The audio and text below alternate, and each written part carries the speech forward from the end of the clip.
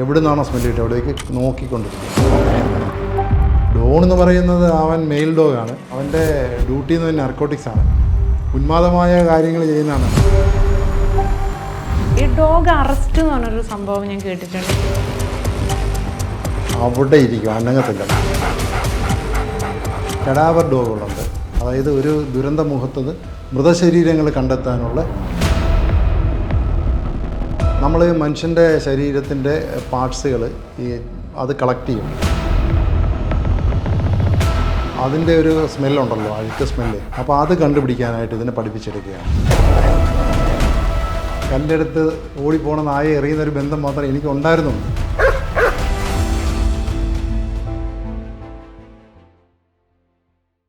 സംസ്ഥാനത്തെ നിരവധി കുറ്റകൃത്യങ്ങൾക്ക് തുമ്പുണ്ടാക്കുന്നതിൽ പോലീസ് സേനയെ സഹായിച്ച ഒരു വിഭാഗമാണ് ശ്വാനസേന എന്നത്. കോട്ടയം K9 സ്ക്വാഡ് അഥവാ ഡോഗ് സ്ക്വാഡിൻ്റെ ഇൻചാർജായ ശ്രീ KV പ്രേംജിയാണ് ഇന്ന് സർവീസ് സ്റ്റോറിയിൽ നമുക്കൊപ്പം ചേരുന്നത്. സാറ് സർവീസിലേക്ക് ആദ്യമായിട്ട് ഒരു പോലീസ് കോൺസ്റ്റബിളായിട്ടാണ് സർവീസിലേക്ക് കടന്നു വരുന്നത്. അതിനുശേഷം ഒരു ഡോഗ് സ്ക്വാഡിലേക്ക് എത്താനിടയായൊരു സാഹചര്യം എങ്ങനെയാണ് എത്തിപ്പെട്ടതെന്ന് വിശദീകരിക്കാമോ? ഞാൻ പോലീസ് സർവീസിലേക്ക് കയറുന്നത് 1998 തൃശ്ശൂർ രാമപുരം പോലീസ് ക്യാമ്പിലാണ്. അതിനുശേഷം 2006 എൻ്റെ മദർ യൂണിറ്റായ കോട്ടയം എയർ ക്യാമ്പിലേക്ക് ട്രാൻസ്ഫറായി വരികയും അവിടെ ജോയിൻ ചെയ്ത് സർവീസ് ആരംഭിക്കുകയും ചെയ്തു. 2008 ഡോഗ് സ്ക്വാഡിൻ്റെ സർവീസ് ഞാൻ ഏറ്റെടുക്കുന്നത്. 2006 മുതൽ കോട്ടയം ജില്ലയിൽ ജോലി ചെയ്യുന്ന സമയത്ത് അന്ന് കോട്ടയം ജില്ലാ ഡോഗ് സ്ക്വാഡിൻ്റെ SI ആയിരുന്ന ഒരു ശ്രീപ്രസാദ് സാറ് എന്നെ വളരെയധികം ഇഷ്ടപ്പെട്ടതുകൊണ്ട് എന്നോട് പറഞ്ഞു, എന്നാണ് എയറിലേക്ക് വരുന്നത് അന്ന് മുതൽ എന്നെ ഈ ഡോഗ് സ്ക്വാഡിലേക്ക് എന്നെ അദ്ദേഹം നിയോഗിക്കുകയും 2008 മുതൽ തൃശ്ശൂർ രാമപുരത്ത് നടന്ന ഫസ്റ്റ് ബാച്ച് ഡോഗ് ട്രെയിനിങ്ങിൽ ഞാൻ പങ്കെടുക്കുകയും അന്ന് കോട്ടയം ജില്ലയ്ക്ക് അനുവദിച്ച സെൽമ എന്ന ഡോഗുമായിട്ട് ഞാൻ 9 മാസത്തെ പരിശീലനം കഴിഞ്ഞ് കോട്ടയത്ത് മടങ്ങിയെത്തുകയും ചെയ്തു. എന്തുകൊണ്ടാണ് ഡോഗ് സ്ക്വാഡ് ബോധപൂർവം തിരഞ്ഞെടുത്തതാണോ അതോ എത്തിപ്പെട്ടതെന്ന് പറയാൻ പറ്റുമോ? നായ്ക്കളോട് എനിക്ക് താല്പര്യം ഉണ്ടായി എന്ന് എനിക്ക് വെറുതെ കള്ളം പറഞ്ഞിട്ട് കാര്യമില്ല. നായുമായിട്ടുള്ള ബന്ധം എന്ന് പറഞ്ഞാൽ കല്ലെടുത്ത് ഓടിപ്പോണ നായ എറിയുന്നൊരു ബന്ധം മാത്രമേ എനിക്ക് ഉണ്ടായിരുന്നുള്ളൂ. ആദ്യം ഡോഗ് ഇല്ലാതാണ് ട്രെയിനിങ് സ്റ്റാർട്ട് ചെയ്യുന്നത്. കാരണം തൃശ്ശൂർ കെനൽ ക്ലബ്ബ് നമുക്ക് ഡൊണേറ്റ് ചെയ്ത ആ ഒരു ബാച്ചാണ് നമ്മുടെ അന്നത്തെ പപ്പീസ്. 12 പപ്പീനെ നമുക്കവിടെ തന്നു. അപ്പോൾ അതിൽ കോട്ടയം ജില്ലയ്ക്ക് തന്ന ഒരു ലാബ്രഡോർ എന്നുള്ളത് എനിക്ക് സങ്കല്പം ഇല്ലായിരുന്നു. ലാബ് ഏത് ബ്രീഡാന്ന് പോലും അറിയത്തില്ല. ലാബ് ബ്ലഡ് ടെസ്റ്റ് ചെയ്യുന്ന മെഡിക്കൽ ലാബ് മാത്രമേ എനിക്ക് പരിചയമുണ്ടായിരുന്നുള്ളൂ. അപ്പോൾ അത് കഴിഞ്ഞിട്ട് ലാബാണ്. ഇപ്പം ചെവിയൊക്കെ തളർന്നൊരു ഡോഗിനെ കണ്ടപ്പോൾ വളരെ കൗതുകം തോന്നി. അന്നാണ് താല്പര്യം തോന്നുന്നത്. പിന്നീട് ട്രെയിനിങ് സ്റ്റാർട്ട് ചെയ്ത് ട്രെയിനിങ് നമ്മളായിട്ട് ഒരു ഡോഗിനെ കൊണ്ട് നടന്ന് നമ്മുടെ കൂടെ നടക്കുന്നു. നമ്മൾ സിറ്റ് എന്ന് പറയുമ്പോൾ ഇരിക്കുന്നു, അപ്പ് എന്ന് പറയുമ്പോൾ എഴുന്നേക്കുന്നു. അങ്ങനെ കമാൻഡ്സിനനുസരിച്ച് ഡോഗ് വർക്ക് ചെയ്യാൻ തുടങ്ങിയപ്പോഴത്തേക്ക് അതൊരു ഭയങ്കര കൗതുകമായിട്ടും ത്രില്ലിംഗ് അനുഭവം. അതെ അതെ അതെ. ഈ ഡോഗ് അറസ്റ്റ് എന്ന് പറഞ്ഞൊരു സംഭവം ഞാൻ കേട്ടിട്ടുണ്ട്. അതിനെ കുറിച്ചൊന്ന് വിശദീകരിക്കാം. ഡോഗ് അറസ്റ്റ് എന്ന് പറഞ്ഞാൽ ഡോഗ് നമ്മൾ ഇപ്പം ട്രാക്കർ ഡോഗിനെ വിട്ടു, ഒരു പ്രതിയെ എത്തുന്നു. ആ കണ്ടെത്തുന്ന സാഹചര്യത്തിൽ ലയുടെ വലത് കയ്യിൽ ചാടി കയറി ഡോഗ് കടിച്ച് പിടിക്കുകയാണ്. പിടിച്ചിട്ട് നേരെ ആളെ വലിച്ച് ആരാണോ അതിനെ ഹാൻഡിൽ ചെയ്ത ഹാൻഡലർ അയാളുടെ അടുത്തേക്ക് കൊണ്ടുവരുന്ന രീതിയായിരുന്നു പണ്ട്. പക്ഷെ പിന്നീട് നമ്മളത് മാറ്റിയത് വേറൊന്നുമല്ല. ട്രെയിനിങ് കൊടുക്കുന്ന സമയത്ത് നമുക്ക് ഈ കടി കൊടുക്കാനുള്ള ആളെ ചിലപ്പോൾ കിട്ടിയെന്ന് വരത്തില്ല. അല്ലെങ്കിൽ ഭയമുള്ള ആൾക്കാർ, ഇപ്പോൾ പോലീസ് ഉദ്യോഗസ്ഥരെ വെച്ച് ഒരു ട്രെയിനീസിൻ്റെ ഒരു ടീമിനെ ആയിരിക്കും നമ്മൾ പ്രാക്ടീസ് കൊടുക്കാനായിട്ട് എടുക്കുന്നത്. അവൻ്റെ കടി കിട്ടുമ്പോൾ അവൻ കൈ സ്വാഭാവികമായിട്ടും വലിക്കും. ഇത് കടിച്ചിട്ട് നമ്മളെ കൈ അങ്ങ് കൊടുത്ത് കൂടെ പോയാൽ ആ ഡോഗ് മുറിക്കത്തൂലൊന്നുമില്ല, ആളെ കൊണ്ട് ഇവിടെ തരുന്നേ ഉള്ളൂ. പക്ഷേ കൈ വലിച്ചാൽ കൈ മുറിയും. കാരണം പല്ല് അതിൻ്റെ വളരെ ഷാർപ്പായിട്ടുള്ള പല്ലാണ്. കൈ നമ്മൾ റിവേഴ്സ് വലിച്ചു കഴിഞ്ഞാൽ അത് മുറിയും. അപ്പോൾ ഇത് മുറിഞ്ഞ് കഴിയുമ്പോൾ പിന്നെ കംപ്ലയിൻറ്റ് വരും. എന്നെ പട്ടി കടിച്ചു എന്നുള്ള രീതിയിൽ കംപ്ലയിൻറ്റ് പോയിട്ട് പിന്നെ ഞങ്ങൾക്ക് പ്രശ്നങ്ങൾ വരും. അപ്പോൾ അതുകൊണ്ട് ആ ട്രെയിനിങ്ങിൽ ആ സിസ്റ്റം അങ്ങ് മാറ്റി. അപ്പോൾ മാറ്റിയിട്ട് നമ്മളിങ്ങനെ ആളെ കണ്ടെത്തുന്നു, അവിടെ ഇരുന്നിട്ട് ഡോഗ് കുരയ്ക്കുക, ആ ഒരു ഇൻഡിക്കേഷനിലേക്ക് കാര്യങ്ങൾ മാറ്റി. അതാണ്. അപ്പോൾ അറസ്റ്റ് വർക്ക് ഇപ്പം ഇല്ല. താങ്കൾ ഹാൻഡലർ ആയിരുന്നപ്പം സെൽമ ആയിരിക്കുമല്ലോ. സെൽമ തെളിയിച്ച കുറച്ച് ഇൻട്രസ്റ്റിംഗ് ആയിട്ടുള്ള കേസുകൾ പറയാമോ? മർഡർ കേസ് പ്രതിയെ അറസ്റ്റ് ചെയ്തതാണ്. കോട്ടയം നെഹ്റു സ്റ്റേഡിയത്തിലുണ്ടായ ഒരു മർഡർ കേസ്. ഒരു സദൻ എന്ന് പറയുന്ന ഒരാളെ മരിച്ച നിലയിൽ കാണപ്പെട്ടു. അയാൾ ഉടുത്തിരിക്കുന്ന വസ്ത്രം പുതച്ചാണ് കിടക്കുന്നത്. അപ്പോൾ അതിലെല്ലാം ഈ മൂത്രം ഇങ്ങനെ തളിച്ച് വെച്ചിട്ടുമുണ്ട്. അപ്പം ഇത് മർഡറാണെന്നുള്ള കാര്യം മനസ്സിലാക്കിയതിന് ശേഷം ഇയാളുടെ ശരീരത്തിൽ നിന്ന് ഈ മുണ്ടിൽ നിന്ന് ഇതിൻ്റെ കോർണറായിട്ട് വരുന്ന ഭാഗങ്ങളിൽ നിന്ന് സ്മെല്ല് കൊടുത്ത് ഡോഗിനെ അയക്കുകയും ഇത് തിരിഞ്ഞു നോക്കുമ്പോൾ എനിക്ക് കാണുന്നത് പിന്നാലെ വരുന്ന മാധ്യമ സംഘം നമ്മുടെ മീഡിയാസാണ്. അവർ ക്യാമറ സഹിതം ഇത് ഷൂട്ട് ചെയ്ത് വരികയാണ്. അപ്പോൾ ഇത് നേരെ വന്ന് ചെല്ലുന്നത് ഒരു കറുത്ത് കുറുകിയ വെള്ളം ഒഴുകുന്ന ഓടയുടെ അടുത്തേക്കാണ് ചെല്ലുന്നത്. അവിടെ വേറെ ഒന്നും എനിക്ക് കാണാനില്ല. കാരണം ഒരു മൺകൂനയുണ്ട്, ഒരു മരത്തിൽ നിന്ന് വീണേക്കുന്ന കുറേ മരച്ചില്ലകൾ, പിന്നെ അപ്പുറത്തൊരു മതിൽ. അപ്പോൾ ഞാൻ ഓർത്ത് ഇത് തെറ്റ്, എന്തോ ഫൗള് വന്നിട്ടുണ്ട്, പാളിയോ എന്നിങ്ങനെ ആദ്യം ചിന്തിക്കുന്നത്. പക്ഷെ തിരിഞ്ഞു നോക്കിയാൽ മൊത്തം വീഡിയോ എന്താണേലും പോട്ടെന്ന് ഓർത്ത് ഡോഗിനെ ഫ്രീ ആയിട്ട് തന്നെ പോകുന്നത്. അങ്ങനെയെന്ന് ഈ കറുത്ത് കുറുകി ഒഴുകുന്ന വെള്ളത്തിൻ്റെ അവിടെ വല്ലാത്ത ദുർഗന്ധം. അവിടെ മണത്ത് ഈ ഡോഗ് മുന്നോട്ട് ചെന്നിട്ട് പിന്നീട് അങ്ങോട്ട് ചെന്ന് സ്ലാബിട്ട ഭാഗം സ്റ്റാർട്ട് ചെയ്യുകയാണ്. ഈ സ്ലാബിട്ട ഭാഗത്ത് സ്റ്റാർട്ട് ചെയ്യുന്നതിൻ്റെ അവിടെ ചെന്ന് ഡോഗ് നോക്കിയപ്പം അകത്തൊരാൾ ഇരിക്കുന്നു. കൂടെ സ്ക്വാഡുണ്ടായിരുന്നു. സ്ക്വാഡിലെ പോലീസുകാർ അയാളെ പിടിക്കുന്നു. അയാൾ ഡോഗും ഇങ്ങനെ വരുന്ന കണ്ടുകൊണ്ട് നേരെ ഈ ഓടയ്ക്കുള്ളിലേക്ക് കയറി അയാൾ ഒളിച്ചിരിക്കാൻ നോക്കിയാണ്. പുള്ളിയെ അവസാനം റിമാൻഡ് ചെയ്തു. അയാൾ ശിക്ഷ വിധിച്ച് അയാൾ ജയിലിൽ തന്നെയാണ്. നമ്മളിപ്പോഴും മനസ്സിലാവാത്തതേ എന്തിനായിരിക്കും അയാൾ മൂത്രം തളിച്ചത്. മൂത്രം തളിച്ച ഒരു പക്ഷേ അയാളുടെ ചിന്ത മൂത്രം തളിച്ചാൽ എന്നെ പിടിക്കത്തില്ല, ഞാൻ രക്ഷപ്പെടുമെന്ന് ഓർത്തായിരിക്കും ചെയ്തത്. തീർച്ചയായിട്ടും അയാൾ പിടിച്ചിരിക്കുന്നത് നമുക്ക് ചില ഡിറ്റക്റ്റീവ് നോവലിലൊക്കെ വായിച്ചൊക്കെ എനിക്ക് ഓർമ്മയുണ്ടായിരുന്നു. കാരണം ഈ ഒരു പുതപ്പ് വിരിക്കണമെങ്കിൽ അത് കറക്റ്റായിട്ട് കിടക്കണമെങ്കിൽ അതിൻ്റെ കോർണറിൽ പിടിച്ചാലേ വിരിക്കാൻ പറ്റുള്ളൂ എന്നുള്ളൊരു പഴയ നോവലിലൊക്കെ വായിച്ചൊക്കെ ഓർമ്മയുണ്ട്. അപ്പം മൊത്തം മൂത്രം തളിച്ചിട്ടേക്കുന്നതിനകത്ത് ഈ കോർണറിൽ പ്രശ്നമില്ല. അപ്പം കോർണറിൽ എന്നാണല്ലോ ഇയാൾ ടെൻഷൻഡായിട്ടായിരിക്കും ഇത് ചെയ്തത്. അപ്പം വിയർക്കുമ്പോൾ ഈ സ്മെല്ല് ഇതിലുണ്ടാവും. ഈ മരിച്ചയാളുടെ വസ്ത്രമാണെങ്കിൽ പോലും അത് അവസാനവും എടുത്ത് വിരിച്ചത് മറ്റേ ആളാണ്, ഈ കൊലപാതകയാണ്. അപ്പോൾ അതുകൊണ്ടായിരിക്കാം ഒരു പക്ഷേ കണ്ട് എത്തിയത്.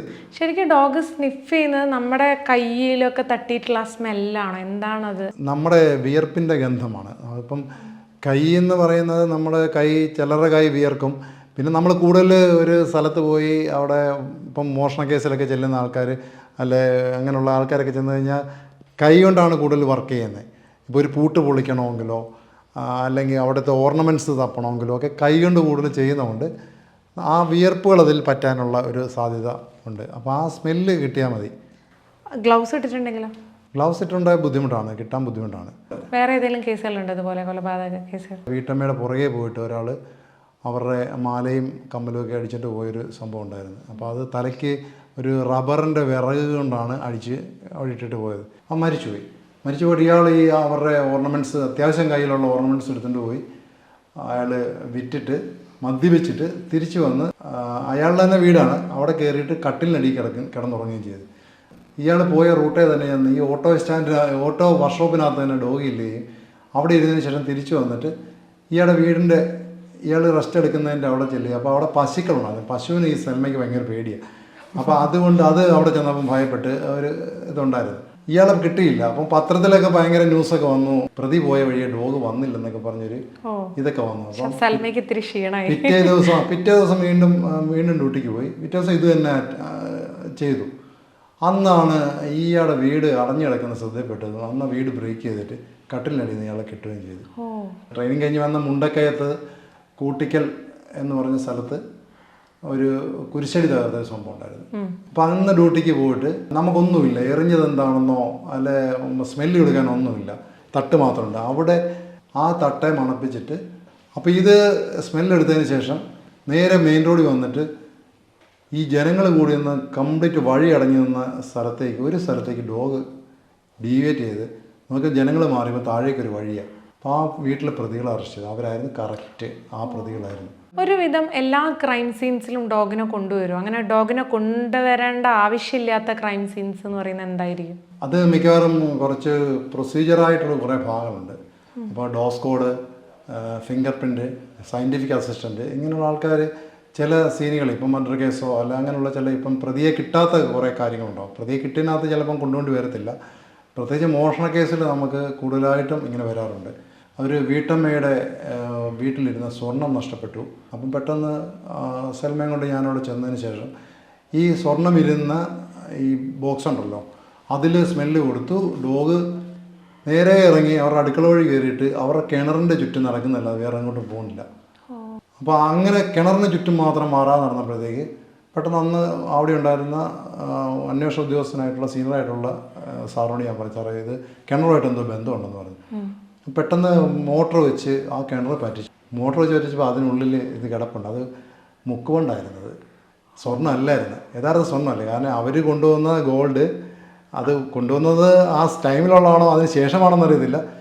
അത് ചേഞ്ച് ചെയ്യുക അവർക്കറിയാമായിരുന്ന കാര്യമാണ്, ആ വീട്ടിലെ ആ സ്ത്രീക്ക് അറിയാവുന്ന കാര്യമാണ്.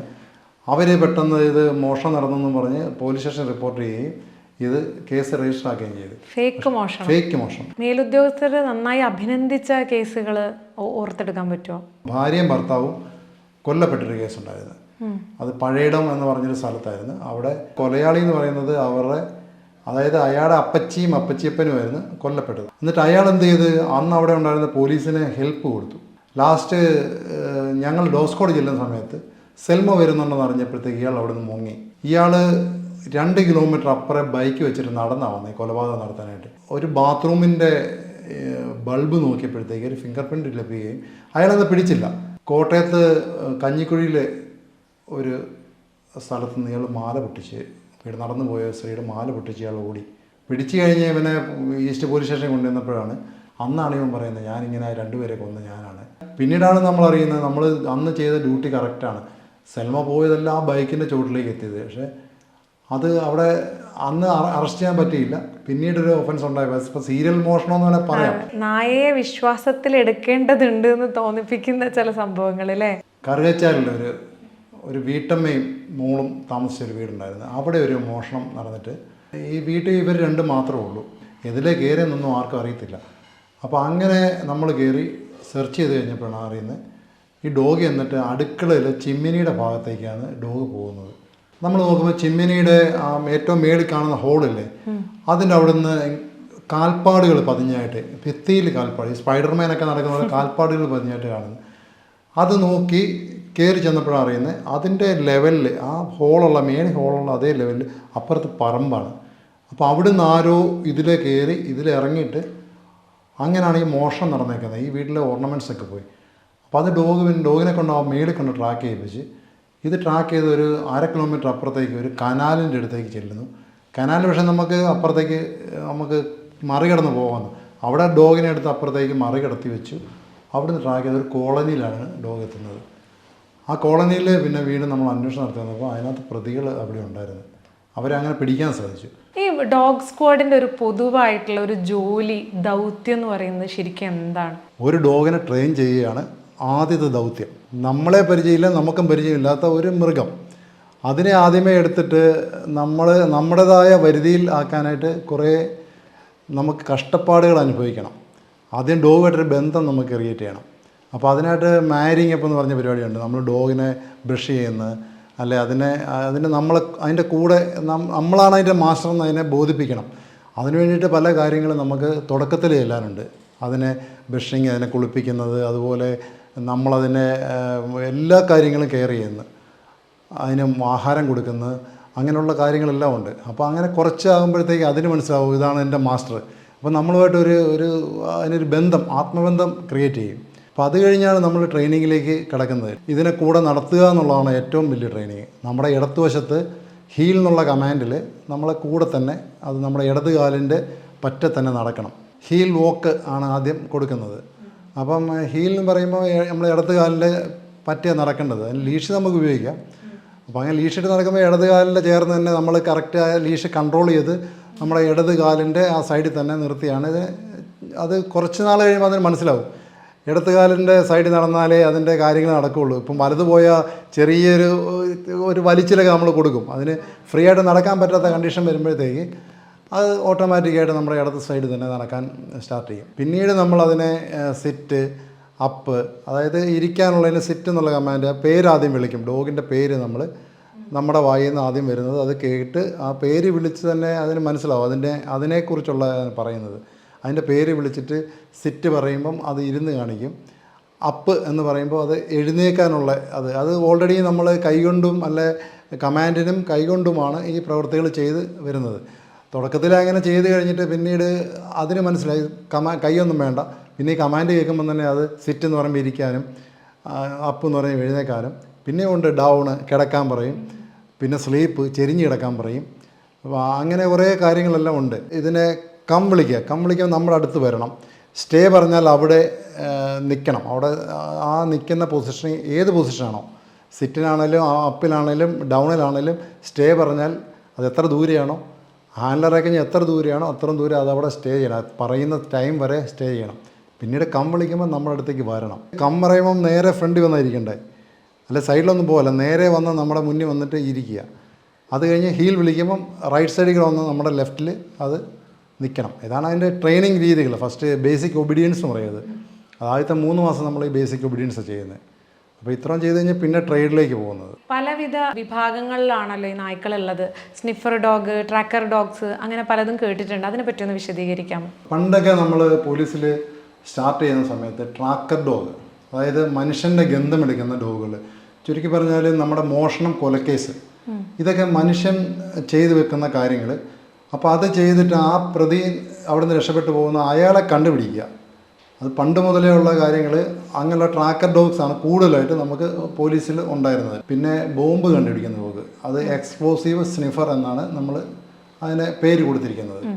അപ്പോൾ ഈ 2 വിഭാഗമാണ് ആദ്യം നമ്മൾ ഉണ്ടായിരുന്നത് പോലീസിൽ. പിന്നീട് നമുക്ക് മുന്നോട്ട് കുറച്ച് കാര്യങ്ങളായി നർക്കോട്ടിക്സ് ഡോഗായി. മയക്കുമരുന്നുകൾ കണ്ടുപിടിക്കാൻ പറ്റുന്ന അതിനെ പരിശീലിപ്പിക്കുന്ന ഡോഗുകൾ. പിന്നെ കഡാവർ ഡോഗുകളുണ്ട്, അതായത് ഒരു ദുരന്ത മുഖത്ത് മൃതശരീരങ്ങൾ കണ്ടെത്താനുള്ള ഡോഗുകൾ. സെർച്ച് ആൻഡ് റെസ്ക്യൂ എന്ന് പറഞ്ഞ ഡോഗുകൾ, ഈ ഒരു ദുരന്ത മുഖത്ത് നിന്ന് അപകടത്തിൽപ്പെട്ട് മരിക്കാതെ കിടക്കുന്ന, അതായത് രക്ഷപ്പെടാൻ ബുദ്ധിമുട്ടി കിടക്കുന്നവരെ കണ്ടെത്തുന്ന വിഭാഗത്തിൽപ്പെട്ട ഡോഗുണ്ട്, സെർച്ച് ആൻഡ് റെസ്ക്യൂ. പിന്നെ ആൽക്കഹോൾ ഡിറ്റക്ഷനുള്ള ഡോഗുകൾ. അത് നമുക്ക് ഇപ്പം ഒരെണ്ണമുള്ളൂ. വയനാട്ടിൽ ഒരു ഡോഗ് മാത്രമേ ഉള്ളൂ. അത് എക്സൈസുകാരാണോ ഉപയോഗിക്കുക? അല്ലല്ല, പോലീസിലുണ്ട്. 151 ഡോഗ്സ് നമുക്ക് ടോട്ടൽ ഇപ്പോൾ ലൈവ് പോലീസിൽ നമുക്ക് സർവീസ് നടത്തുന്നുണ്ട്. എക്സ്പ്ലോസീവ് നമുക്ക് 62 ഡോഗുകൾ, പിന്നെ നർക്കോട്ടിക് 33, ട്രാക്കർ ഒരു 50 ഡോഗ് ഉണ്ടാവും, പിന്നെ കെഡാവർ നമുക്ക് 3 ഡോഗേ ഉള്ളൂ, പിന്നെ ഈ ആൽക്കഹോൾ നമുക്ക് 1 ഉള്ളൂ. ഈ ആൽക്കഹോൾ ഡോഗ്സിന്റെ ഒരു ദൗത്യം എന്താണ്? ആൽക്കഹോൾ അത് ഇടയ്ക്ക് നമുക്ക് ഇറക്കിയാണ്. ഈ മയക്കുമരുന്ന്, ഈ നർക്കോട്ടിക് ഡോഗ്സ് ഒക്കെ ഇറങ്ങുന്നതിന് മുമ്പായിട്ട് നമ്മൾ ചെയ്തൊരു സംഭവമാണ്. മദ്യങ്ങൾ കടത്തുന്ന, അതായത് ചെക്ക് പോസ്റ്റ് വഴി മറ്റ് ഇപ്പം മാഹി അങ്ങനെയുള്ള സ്ഥലങ്ങളിൽ നിന്നൊക്കെ കടത്തുന്ന ഇതൊക്കെ ഉണ്ടല്ലോ മദ്യങ്ങൾ, അത് കണ്ടെത്താനായിട്ട് ആ വാഹനം പരിശോധിക്കണേ നമ്മുടെ ഈ ഡോഗുകൾ ചെയ്യും. നർക്കോട്ടിക് ഡിറ്റക്ഷന് പോകുന്ന മറ്റ് മയക്കുമരുന്ന് കണ്ടുപിടിക്കുന്ന ഡോഗ് ചെയ്യുന്നതിനെ കഴിഞ്ഞ് കാര്യമായിട്ട് ആൽക്കഹോൾ കണ്ടുപിടിക്കുന്ന ഡോഗ്. കാരണം സ്മെല്ല് ഭയങ്കര ഹ്യൂജ് ആയിട്ടുള്ള സ്മെല്ലായിരിക്കും. മറ്റേത് ഈ ചില സ്മെല്ലുകൾ കിട്ടാൻ ബുദ്ധിമുട്ടുണ്ടാവും. അപ്പോൾ ഇത് അതുകൊണ്ട് പെട്ടെന്ന് അത് ഡിറ്റക്റ്റ് ചെയ്യുന്നൊരു രീതിയുണ്ട്. അപ്പോൾ അങ്ങനെ ഇറക്കിയ അതിലിപ്പോൾ 1 മാത്രമേ മിച്ചമുള്ളൂ. ഒരു ജില്ല മാത്രമേ, വയനാട് ജില്ല മാത്രമേ ഉള്ളൂ അത് മിച്ചമുള്ളൂ. ബേസിക് ആയിട്ടുള്ള കുറച്ച് ട്രെയിനിങ്ങുകൾ കഴിഞ്ഞ് കഴിഞ്ഞാൽ ഓരോ വിഭാഗം ഡോഗ്സിനും കൊടുക്കുന്ന ട്രെയിനിങ് വ്യത്യാസം ഉണ്ടാവില്ലേ? അതെങ്ങനെയാണ്? തീർച്ചയായിട്ടും അതിനകത്ത് എല്ലാത്തിനും ഈ കോമൺ ആയിട്ട് വരുന്ന ട്രെയിനിങ് ആണ് ബേസിക് ഒബീഡിയൻസ് വരുന്നത്. അപ്പോൾ അതിന് നമ്മുടെ കൂടെ നടക്കുന്നതും പിന്നെ ഈ ഞാൻ നേരത്തെ പറഞ്ഞ പോലത്തെ സിറ്റപ്പ്, ഡൗൺ, അങ്ങനെയുള്ള കമാൻഡുകൾ, പിന്നെ സല്യൂട്ട് ഒരു കമാൻഡുണ്ട്, ഞാൻ വിട്ടുപോയിരുന്നു. അപ്പം ഇത്രയും കാര്യങ്ങൾ നമുക്ക് എല്ലാത്തിനും മൊത്തത്തിൽ കൊടുക്കുന്ന ട്രെയിനിങ് ആണ്. അതിനുശേഷം ട്രേഡ് ബേസ് ആയിട്ട് നമ്മൾ തിരിയും. ട്രാക്കർ ഡോഗ്സിനാണെങ്കിൽ ഹ്യൂമൻ സെൻറ്റ് എടുക്കണമല്ലോ. അപ്പോൾ ആദ്യമേ സ്മെല്ലെടുത്ത് ഗ്രൗണ്ടിൽ കൂടെ സ്മെല്ലെടുത്ത് പോകാനുള്ള ട്രെയിനിങ് ആണ് ആദ്യം കൊടുക്കുന്നത്. അപ്പോൾ അതിന് നമ്മൾ ആദ്യമേ കൊടുക്കുന്നത്, അത് ഇപ്പോൾ ഇറച്ചിയൊക്കെ ഭയങ്കര ഇഷ്ടമല്ല, അപ്പോൾ അങ്ങനെ സൂപ്പൊക്കെ ഉണ്ടാക്കിയിട്ട് ഈ സൂപ്പ് ലൈനായിട്ട് ഒഴിച്ച് വിടും. അപ്പോൾ ഇത് ഗ്രൗണ്ടിൽ മണത്തിട്ട് മുന്നോട്ട് നടക്കും. അപ്പോൾ അങ്ങനെ മുന്നോട്ട് നടന്നിട്ട് അതിന് പ്രത്യേകിച്ച് പ്രയോജനമില്ല. പക്ഷേ അതിന് ഏറ്റവും താല്പര്യമുള്ള ഒരു വസ്തു അതിൻ്റെ അവസാനം വെച്ചിരിക്കും. ബോൾ ക്രൈസ് ഒക്കെ ഉണ്ടാക്കും. ഈ ട്രെയിനിങ്ങിലൊക്കെ ബോൾ ക്രൈസ് ഒക്കെ ഉണ്ടാക്കും. അപ്പോൾ ഇതിൻ്റെ അവസാനം നമ്മൾ ബോൾ വെച്ചിട്ട് ഈ സൂപ്പ് സെൻ്റ് എടുക്കാൻ മണത്ത് പോകുന്ന ഡോഗ് അവസാനം ഈ ബോൾ കണ്ടെത്തുന്നത്. അപ്പോൾ അത് എടുക്കുമ്പോൾ അതിന് ഭയങ്കര ഇൻട്രസ്റ്റ് ആവും. അപ്പോൾ അത് പതുക്കെ പിന്നെ നമ്മൾ ചേഞ്ച് ചെയ്ത് ഈ സൂപ്പ് ഡ്രോപ്പ് ആക്കും. പിന്നെ അത് വേറെ ഒരു ഡയറക്ഷൻ ചേഞ്ച് ചെയ്തിട്ട് അങ്ങനെ ആക്കും. പിന്നെ അവസാനം ബോൾ മാറ്റിയിട്ട് ഹാൻഡലർമാരെ വിടും, അസിസ്റ്റൻ്റ് ഹാൻഡലർ. ഇപ്പോൾ ഒരു ഡോഗിന് 2 പേരാണ് ട്രെയിനിങ് നമ്മൾ സാധാരണ വിളിക്കുന്നതും ചെയ്യുന്നതും. ഒരു ഹാൻഡലർ ഉണ്ടാവും, ഒരു അസിസ്റ്റൻ്റ് ഹാൻഡലർ ഉണ്ടാവും. 2 പേരും ഒരുപോലെ ട്രെയിനിങ് നമ്മൾ കേരളത്തിൽ ചെയ്ത് കൊടുക്കുന്നുണ്ട്. അപ്പോൾ അതിൽ അസിസ്റ്റൻ്റ് ഹാൻഡലറോ അല്ലെങ്കിൽ അതിൻ്റെ മറ്റേ ഹാൻഡലറെ നമ്മൾ അവസാന ഭാഗത്ത് ഈ ബോളിന് പകരമായിട്ട് ഇരുത്തുകയും ഈ ഡോഗ് ചെയ്യുന്ന അവസാനം അവരെ കാണുമ്പോഴത്തേക്ക് കുറച്ചുകൂടെ സന്തോഷം ഉണ്ടാവും. സെൽമയുടെ കൂടുതൽ ഞാൻ അസിസ്റ്റൻ്റിൻ്റെ കൂടെ ഇരുത്തിയേക്കുന്നത്, ഞാൻ തന്നെ കൂടുതൽ ചെയ്തുകൊണ്ടിരുന്നത്. ട്രെയിനിങ് കൊടുത്തിരുന്നത് ഞാനാണ്. ഇത് ലെങ്ത് കൂട്ടുകയും പിന്നെ വന്ന് ഈ അസിസ്റ്റൻറ്റിനെ മാറ്റിയിട്ട് നമ്മൾ പുതിയ വ്യക്തികളെ, അതിപ്പം പരിചയം വേണ്ട, ഡോഗിന് പരിചയം വേണ്ടാത്ത വ്യക്തികളെ അവസാനം ഇരുത്തുകയും പിന്നെ സൂപ്സൻ്റൊക്കെ മാറ്റിയിട്ട് അവർ നടന്നു പോണ വഴികൾ, അവരുടെ ചെരുപ്പ് അല്ല അവരുടെ ടവലുകൾ അതൊക്കെ ഇട്ടിട്ട് അതേ സെൻറ്റ് കൊടുത്ത് വിടുന്നു. ഫൈൻഡിങ് ആളെ ആയിരിക്കും അവസാനം ഈ ഡോഗ് ഫൈൻഡ് ചെയ്യുന്നത്. അപ്പോൾ അത് മാറ്റി പിന്നെ ദൂരങ്ങൾ കൂട്ടും.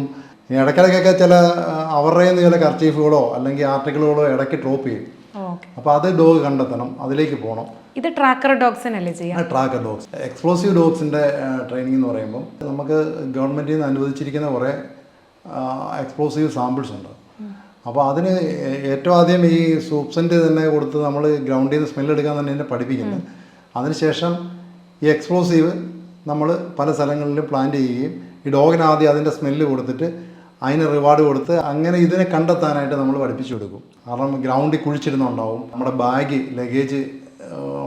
ബാഗിനകത്ത് വെക്കുന്ന ലഗേജ് സെർച്ച് ആയിട്ടുള്ളതുണ്ടാവും.